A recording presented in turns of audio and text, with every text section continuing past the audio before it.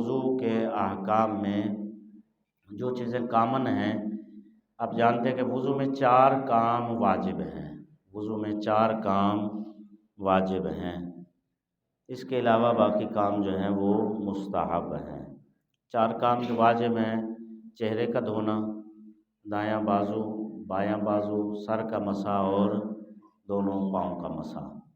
یہ واجب کام ہیں۔ اس کے علاوہ کلی کرنا، ناک میں پانی ڈالنا، وضو سے پہلے ہاتھوں کو دھونا، یہ کام مستحب ہیں۔ پاؤں کا دھونا، اگر پاؤں نجس ہیں یا پاؤں پر ایسی چیز لگی ہے جس کی وجہ سے پانی جلد تک نہیں پہنچتا مسح کا، تو پھر پاؤں کا دھونا وہ تو ضروری ہے، واجب ہے۔ اگر پاؤں پاک صاف ہیں پہلے سے تو پھر پاؤں کا دھونا نہ مستحب ہے نہ واجب ہے، یہ وضو میں شامل نہیں ہے۔ ہمارے ہاں بعض لوگ اس کو، بلکہ اکثریت جو ہے وہ اس کو وضو میں شامل سمجھتے ہیں، جبکہ پاؤں کا دھونا وضو میں شامل نہیں ہے۔ اسی طرح وضو کرنے سے پہلے بعض لوگ واش روم جانے کو وضو کا حصہ سمجھتے ہیں کہ شاید اس سے پہلے وہ واش روم ہونا ضروری ہے، وہ بھی وضو کا حصہ نہیں ہے۔ البتہ اگر حاجت ہے تو پھر وہ جانا مستحبات میں سے ہے، کیونکہ پیشاب روک کر اگر بندہ طہارت کرے گا جہاں پہ طبی نقصانات ہیں،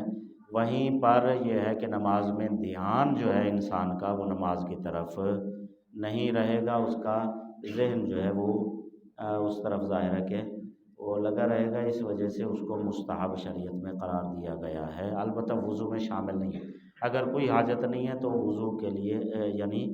وضو کے لیے اس سے پہلے واش روم جانا ضروری نہیں ہے۔ اسی طرح پاؤں کا دھونا یہ بھی وضو میں شامل نہیں ہے، یہ بھی بالکل جیسے باقی اعضائے وضو کا وضو سے پہلے پاک صاف ہونا ضروری ہے، یا ان اشیاء میں سے وہ آگے شرائط وضو آ جاتے ہیں، تو یہ بھی پاؤں کا دھونا اسی طرح شامل ہے، وضو کا حصہ نہیں ہے۔ ایک صلوات بر محمد و آل محمد۔ اللہم اب اس کے بعد چہرے کا دھونا، چہرے کے دھونے میں جو ہے پہلے واجب عرض کر لیتے ہیں۔ چہرے کے دھونے میں بال اگنے کی جگہ سے لے کر، جہاں سے بال اگتے ہیں پیشانی، وہاں سے لے کر ٹھوڑی لمبائی میں، یہ ٹھوڑی یہ آگے کا حصہ اس میں شامل نہیں ہے، یہ یہاں سے بال اگنے کی جگہ سے لے کر، اور ہاں جس بیچارے کے گنج ہو چکی ہے وہ کہے کہ میرے بال یہاں پر ہیں تو وہاں تک نہیں ہے، وہ عام افراد کو دیکھے گا، عام افراد کو دیکھے گا کہ بال کہاں سے اگتے ہیں، تو اس کے مطابق ظاہر ہے کہ وہ جہاں سے بال اگنے کی جگہ وہ قدر متعارف کے مطابق جو ہے وہ عمل کرے گا۔ اور چوڑائی میں جو ہے وہ یہ درمیانی انگلی اور انگوٹھا، اس کے درمیان جتنی جگہ آتی ہے یہ واجب ہے۔ دائیں ہاتھ سے، دائیں ہاتھ سے، بائیں ہاتھ سے بھی وضو کو اشکال نہیں ہے، وضو جائز ہے، وضو ٹھیک ہے بائیں ہاتھ سے بھی کرنا، دائیں ہاتھ سے ثواب زیادہ ہے، مستحب ہے، ثواب زیادہ ہے، وگرنہ بائیں ہاتھ سے بھی مسئلہ نہیں ہے۔ بہرحال یہ ہے کہ دائیں ہاتھ سے ظاہر ہے کہ اب یہ ہے کہ یہ 2 انگلیاں، ان کے درمیان جتنی جگہ آتی ہے لمبائی اور چوڑائی میں، یہ 2 انگلیاں، ان کے درمیان جتنی جگہ آتی ہے اس کا دھونا وضو میں واجب ہے۔ اس کے علاوہ جو یہ جگہ بچ جاتی ہے کان سے، یہ مثلا 1.5 انچ یہ جگہ بچ گئی، اس کا دھونا وضو میں شامل نہیں ہے، البتہ اسباب مقدمۃ العلم اسے کہا جاتا ہے، پہلے بھی عرض کر چکا، یقین حاصل کرنے کے لیے، جیسے وضو میں غسل میں عرض کیا تھا دائیں طرف دھوتے ہوئے تھوڑی سی بائیں جانب بھی شامل کر لینی چاہیے تاکہ یقین حاصل ہو جائے، اسی طرح تھوڑا سا حصہ ذرا زیادہ دھو لیا جائے گا تو پھر یہ ہے کہ یقین حاصل ہو جائے گا میرا چہرہ اچھی طرح دھل چکا ہے۔ اس کے بعد یہ ہے کہ پانی جب ڈالنا ہے، وہ اس کے بعد جب بازو پہ بھی ڈالنا ہے تو پانی ڈالتے ہوئے پانی کوشش یہ کرنی ہے کہ آنکھیں کھلی ہوں، آنکھوں پر چھینٹے کی طرح پانی مارنا یہ مستحب ہے، واجب نہیں ہے، مستحب ہے کہ آنکھیں کھلی ہوں۔ رسول خدا صلی اللہ علیہ وآلہ وسلم کا فرمان ہے کہ وضو کے دوران جب یعنی چہرہ دھو رہے ہیں، اگر آپ کی آنکھیں کھلی ہوں، اپنی آنکھیں کھلی رکھو، بلکہ حکم دیا، مستحبی حکم ہے، آنکھیں کھلی رکھو، ہو سکتا ہے اس عمل کی وجہ سے تمہیں جہنم نہ دیکھنا پڑے۔ تو اب یہ مستحب ہے کہ آنکھیں کھلی ہونی چاہیے، یعنی کھلی آنکھ میں۔ اس کی مصلحتیں بھی کافی ہیں، اگر نیند ہے، اونگ ہے یا اس طرح کا، آنکھ میں جب پانی لگے گا تو وہ نیند وغیرہ جو ہے وہ رفع ہو جائے گی، ختم ہو جائے گی۔ اس کے علاوہ اور مصلحتیں ظاہر ہے کہ وضو کا پانی جب آنکھوں کے اندر ٹچ ہوگا تو ظاہر ہے اس کی نورانیت میں اور باقی فوائد بھی ظاہر ہے کہ جب رسول اعظم صلی اللہ علیہ وآلہ وسلم نے حکم دیا ہے تو بہرحال مستحب ہے، واجب نہیں ہے۔ اب اس میں یہ ہے کہ پانی اوپر سے ڈالنا ہے، البتہ ڈالنے میں پانی اس میں بھی یہ یاد رکھے کہ ایک دفعہ واجب ہے، 2 دفعہ دھونا مستحب ہے۔ ایک دفعہ دھونا واجب، 2 دفعہ دھونا مستحب۔ یہ جو ایک دفعہ دھونا یا 2 دفعہ دھونا، اس کا اطلاق ہاتھ مارنے سے ہوتا ہے۔ پانی مثلاً ہم اگر 50 چلو بھی ڈالیں وہ دھونا شمار نہیں ہوتا ہے، پانی جتنا مرضی ڈال لیں، مثلاً داڑھی گھنی ہے، پانی ادھر اچھی طرح ڈال رہے ہیں یا ٹوٹی کے نیچے چہرہ کر لیا تو بھی کوئی مسئلہ نہیں ہے، کوئی مسئلہ نہیں ہے۔ البتہ ہاتھ مارنا یہ اوپر سے نیچے کی طرف مارنا ہے، یہ ضروری ہے۔ پانی چاہے پہلے مستحب جو ہے وہ عرض کر دیا کہ اوپر سے نیچے آنکھ کھلی کے اوپر چھینٹا مارنا، لیکن یہ ہے کہ چاہے پانی لیا ہے ہم نے، یہاں پہ ڈالا، پھر یہاں ڈالا، پھر یہاں ڈالا، پھر یہاں ڈالا، یہاں ڈالا، اس سے کوئی فرق نہیں پڑتا ہے، تاکہ پانی یقینی طور پر بعض افراد ہوتے ہیں کچھ تھوڑا سا شک مزاج ہوتا ہے، یا شکی مزاج نہ بھی ہو تو بہرحال پھر بھی کوئی مسئلہ نہیں ہے کہ اچھی طرح جو ہے وہ پانی حاصل ہو جائے۔ یا داڑھی گھنی ہے بعض افراد کی تو ظاہر ہے کہ تھوڑا سا پانی ذرا زیادہ ڈالیں گے۔ البتہ اس میں یہ ہے کہ داڑھی جن افراد کی گھنی ہے یا گھنی نہیں ہے، جن افراد کی داڑھی گھنی ہے، جلد نیچے سے نظر نہیں آتی، ان کے لیے جلد تک پانی پہنچانا واجب نہیں ہے۔ جن کی داڑھی گھنی نہیں ہے ان کے لیے جلد تک پانی پہنچانا ضروری ہے، یعنی جن کی جلد نظر آتی ہے داڑھی سے تو پھر ان کے لیے پانی کا پہنچانا ضروری ہے، تو اس کے لیے ظاہر ہے وہ ایک چلو تو کافی نہیں ہوگا، اس کے لیے 2-3 چلو جو ہیں وہ ڈالنے پڑیں گے۔ تو اس لیے یہ ہے کہ بہرحال ایک دفعہ دھونا واجب اور 2 دفعہ دھونا مستحب، لیکن پانی ڈالنے میں کوئی مقدار معین نہیں ہے، چاہے جو ہے پانی آپ 1 چلو ڈالیں، 10 چلو ڈالیں، 50 ڈالیں، اس میں کوئی فرق نہیں ہے۔ اور اس میں تیسری چیز یہ مد نظر رکھنی ہے کہ ہاتھ اوپر سے نیچے کی طرف مارنا چاہیے، اگر ہاتھ تھوڑا سا بھی اوپر ہوتا ہے تو وضو باطل ہو جائے گا۔ ہاتھ اوپر سے نیچے آنا چاہیے، ہاتھ نیچے سے اگر مثلاً ہاتھ رکھ کے اس طرح کرتے ہیں تو وضو باطل ہو جائے گا۔ اوپر سے پانی ہاتھ کو نیچے لانا ہے، پھر ہاتھ کو اٹھا لینا ہے، پھر اوپر سے، یہ اس طرح ہاتھ کو اگر کریں گے تو وضو، بازو کا بھی یہی حال ہے، چہرے کا بھی یہی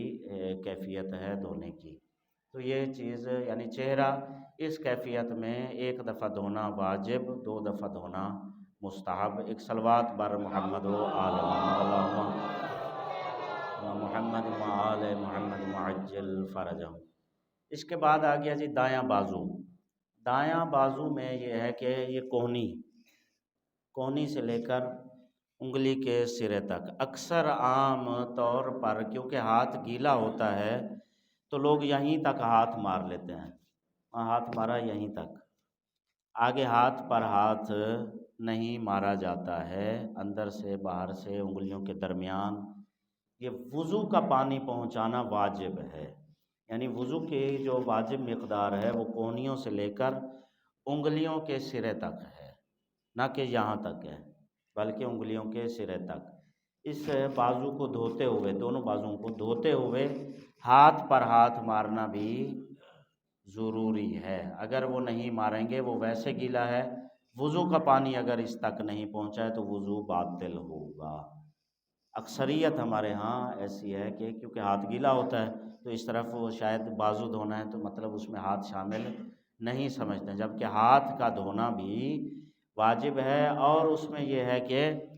ہاتھوں کو جو ہے انگلیوں کے درمیان بھی مار لینا چاہیے، انگلیوں کے درمیان مار لینا چاہیے، البتہ پیچھے کی طرف نہیں، آگے کی طرف، تاکہ یہ جگہ جو ہے اگر خشک رہ گئی ہے تو یہاں پر وضو کا پانی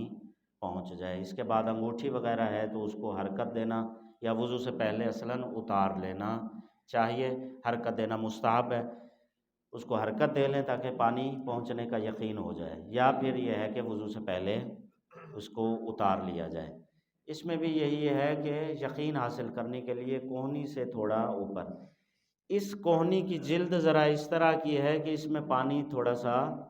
مشکل سے، باقی جلد کی نسبت یہاں پر پانی جو ہے تھوڑا سا مشکل سے لگتا ہے، تو اس حوالے سے وضو کرتے ہوئے یہ یقین حاصل کر لینا چاہیے، پانی جب ڈال رہے ہیں تو اس پہ اچھی طرح ہاتھ مارنا چاہیے۔ اکثر یہ جگہ جو ہے یہ خشک رہ جاتی ہے، کوہنی جو ہے یہ اکثر خشک رہتی ہے، تو اس وجہ سے اس کو اچھی طرح، یہ جلد کیونکہ ظاہر ہے ذرا فرق کرتی ہے باقیوں سے، تو اس وجہ سے اس کو اچھی طرح، بلکہ تھوڑا سا کوہنی سے اوپر، یہ کوہنی ہے، کوہنی سے تھوڑا سا اوپر پانی ڈالنا چاہیے اور دھونا چاہیے، تاکہ یقین حاصل ہو جائے کہ کوہنی سمیت دھل چکا ہے بازو۔ اور اسی طرح اس کو جو ہے بلکہ احتیاط محتاط جو ہے یا ناخن جو ہے اس کو بھی اس طرح مار لینا چاہیے، تاکہ ناخن کی یہ جگہیں جو ہیں یہ بھی خشک، کیونکہ پانی کا اگر وضو کا پانی تھوڑا بھی رہ گیا تو پھر جو ہے وہ وضو باطل ہو جائے گا، لہٰذا اس کو بہت احتیاط کے ساتھ، ظاہر ہے یہ نہ ہو کہ بندہ عبادتیں اور نمازیں سارا کچھ کرتا رہے اور آخرت میں آئے تو نامہ اعمال خالی ہو، کوئی نماز نہیں ہے، کچھ بھی نہیں ہے، کوئی عبادت نہیں ہے،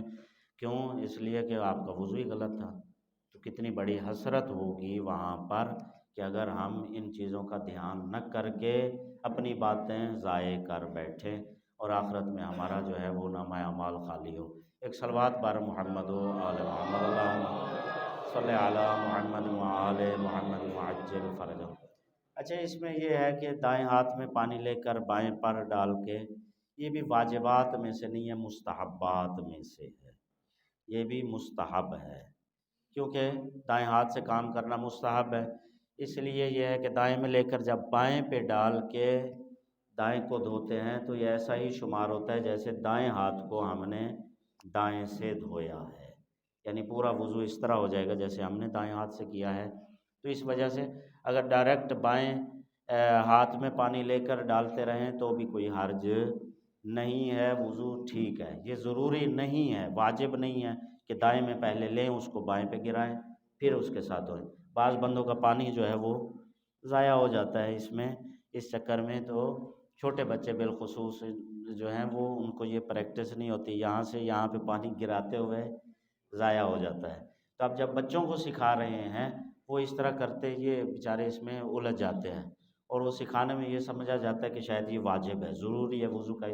تو یہ وضو کا حصہ نہیں ہے۔ بچوں کو جب سکھا رہے ہیں ابتدا میں، وہ بیچارہ یہاں سے یہاں پہ ڈال کے پانی نہیں بچا سکتا ہے، تو اس کو کہیں آپ ڈائریکٹ بائیں سے دھو لیں، آہستہ آہستہ انشاءاللہ جب بڑا ہوگا تو یہ مستحب سر انجام دے لے گا، اس کے لیے پھر یہ مسائل نہیں ہوں گے۔ ایک صلوات بر محمد و آل محمد، اللہم صلی علی محمد و آل محمد وعجل فرجہ۔